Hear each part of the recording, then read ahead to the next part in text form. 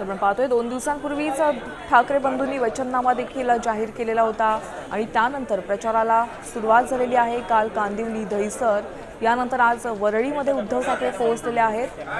आपल्या कार्यकर्त्यांच्या उमेदवारांच्या प्रचारासाठी उद्धव ठाकरेंनी कंबर कसल्याचं पाहायला मिळतं। अगदी बऱ्याच राजकीय पक्षांनी जोर लावलेला आहे।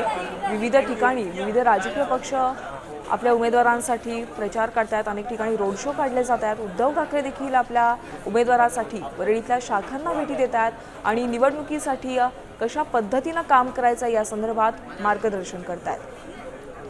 तर अगदी दोन्ही ठाकरेंनी हिंदुत्व आणि मराठी अस्मितेचा मुद्दा देखील गाजवलेला आहे। तर वचननाम्यात देखील यावर विविध विषयांवर अनेक आश्वासनं देण्यात आलेली आहेत।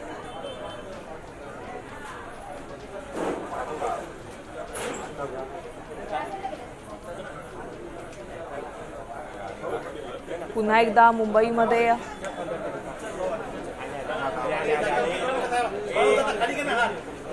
आपण पाहतोय वरळीमध्ये उद्धव ठाकरेंनी शाखांना भेटी दिलेल्या आहेत। उमेदवारांच्या प्रचारासाठी उद्धव ठाकरेंनी कंबर कसल्याचं पाहायला मिळतं। अगदी कालही पश्चिम विभागातील विविध ठिकाणी त्यांनी भेटी दिलेल्या होत्या आणि आजही वरळीतल्या उमेदवारांसाठी ते